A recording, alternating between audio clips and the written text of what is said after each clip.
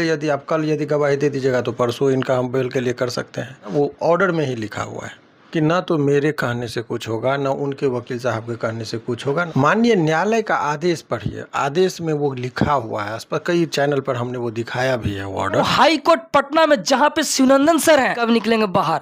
चलिए बात करते हैं। स्वागत है सर। जी बहुत बहुत शुक्रिया।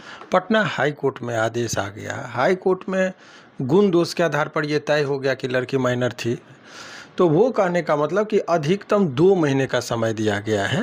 डायरेक्ट सजा हो जाएगा जिस दिन मतलब आएंगी तो वहां पे सबूत पेश होगा। और अच्छी बात आपने कहा है कि ना तो मेरे कहने से कुछ होगा, ना उनके वकील साहब के कहने से कुछ। अगर वो 2 महीना के अंदर यदि नहीं देती है तो भी रिन्यूअल के लिए दिया है, तो लिखतम के आगे में वक्तम का कुछ नहीं चलता है। आदेश होता है, वो जज साहब लिख देते हैं एक लाइन में बेल रिजेक्ट तो रिजेक्ट, लिख देते हैं बेल ग्रांटेड तो ग्रांटेड।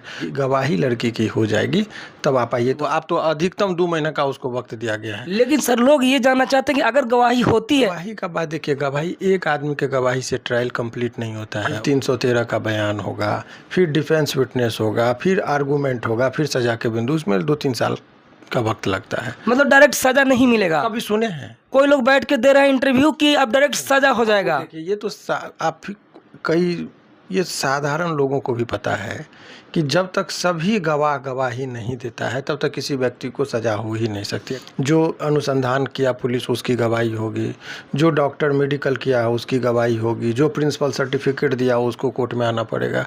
तो तमाम तरह के सभी लोग आएंगे, उसके बाद इनके तरफ से गवाही डिफेंस में जाएगा, उसके बाद बहस होगा। तो ये सब प्रोसेस में 2 से 3 साल का वक्त लगता है।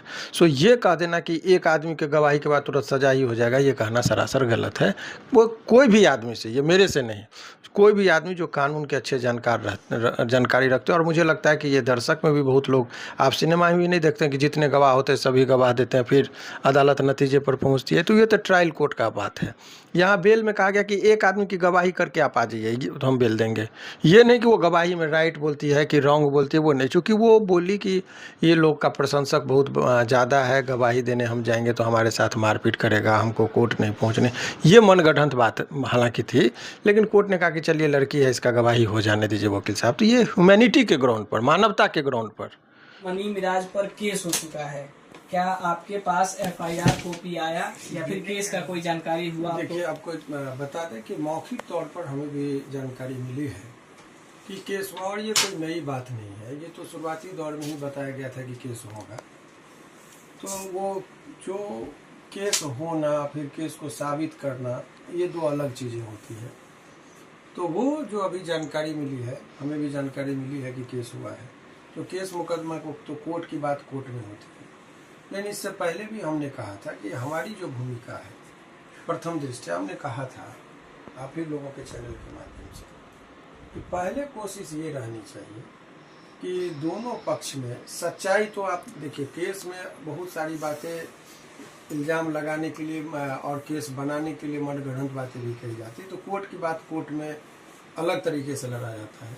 लेकिन सच्चाई जो ऐसी चीज़ें होती है जो सभी लोग जानते हैं, जनता भी जानती है।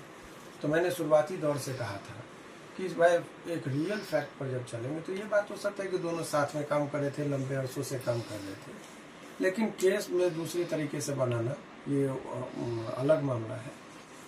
कि जो आरोप लगा है तो या तो आप हंसेंगे या फिर सदमे में पड़ जाएंगे कि ऐसा भी आरोप मनगढ़ंत तरीके से किसी व्यक्ति को फंसाने के लिए लगाया जा सकता है। प्रयास अभी फिर से हम कर रहे हैं शांति से दोनों पक्षों को कूल होकर। ये मामला बिल्कुल ये प्रेम प्रसंग का मामला है, और बहुत ही दिल से ये हमको लगता है कि बनू द ग्रेट उसको चाहिए। और जब दिल टूटता है तो लोगों का आक्रोश बढ़ता है।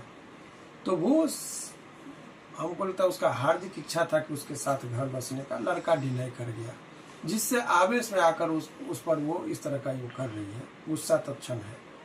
तो टिक्का टिप्पणी अभी कुछ नहीं, उनका व्यक्तिगत मामला है, किसी के का आह नहीं लेना चाहिए।